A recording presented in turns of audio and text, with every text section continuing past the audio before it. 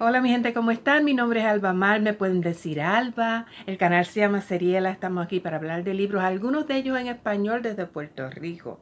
Hello, my name is Alba Mar, you may call me Alba. Channel name is Seriela, and we're here to talk about books and some of them in Spanish from Puerto Rico.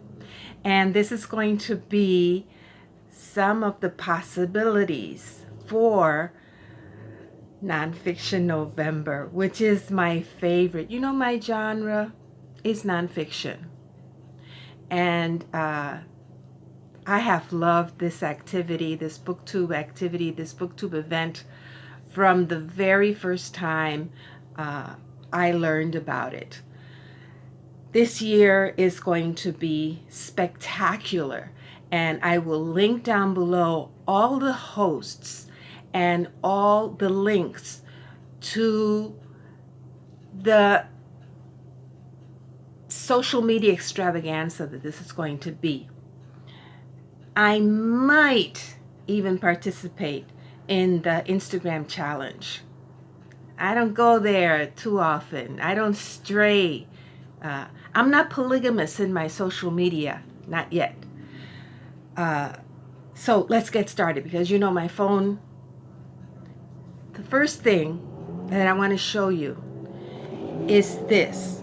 Among my Spanish reads, How Not to Kill Your Plants.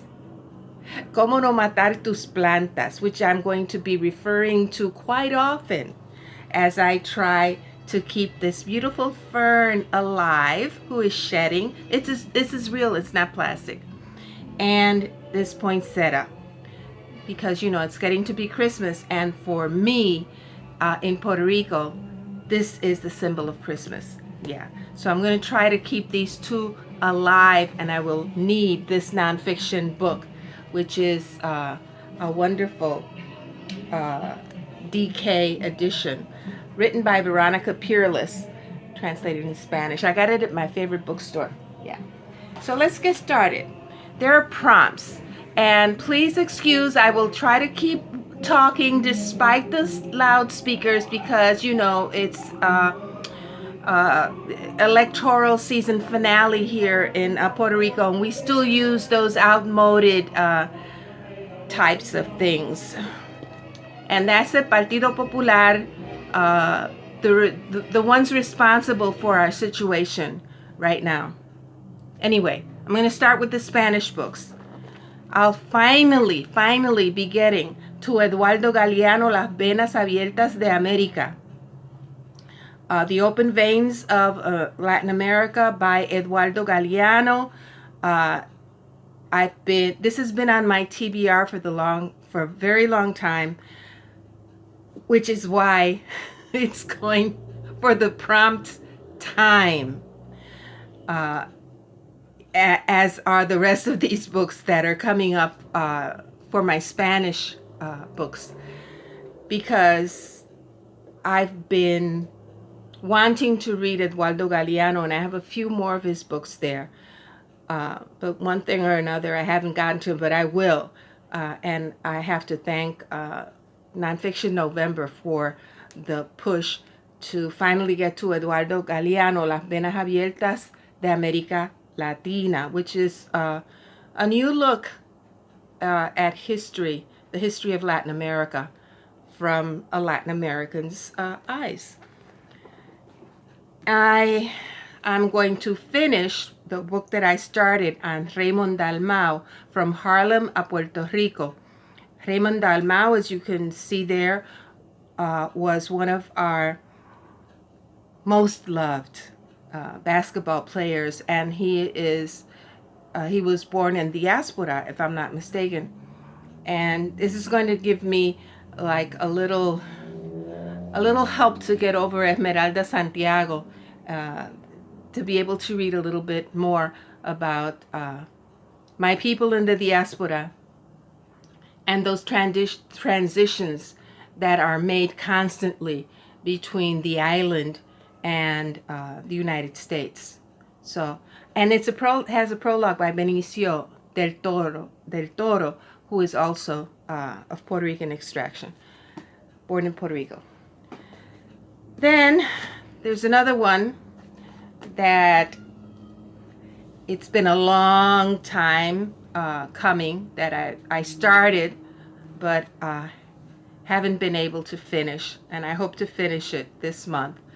Memorias de un patriota encarcelado, Oscar Collazo, which was survivor from, he survived the attack on Blair House. He was one of the nationalists who attacked Blair House in 1950. He received many gunshots. They thought he would die, but he survived. He was supposed to get the death penalty, but instead he received a life sentence. And later on, he was released and sent back to Puerto Rico. And these are his memoirs, and this has been taking me a long time to finish, but I hope to finish it now for Nonfiction November. So those are my Spanish books, and there's one more in English having to do with Puerto Rico, which is new to me. The Foreword by Larry Kudlow. Do you recognize Larry Kudlow? Yes, I was surprised when I saw that name. Paid to the Order of Puerto Rico, the cost of dependence to the American taxpayer. That's a new look at the colony, at extractive economies. By Alexander Odishelidze.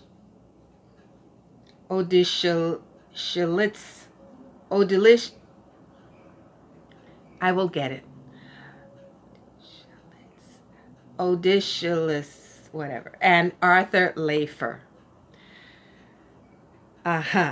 It says here that it's a look at the current policy towards Puerto Rico that is costing each American taxpayer $400 a year. Just skimming over it, I saw that this has a lot of anecdotes, personal anecdotes about his experience. This Alexander Odishelidze,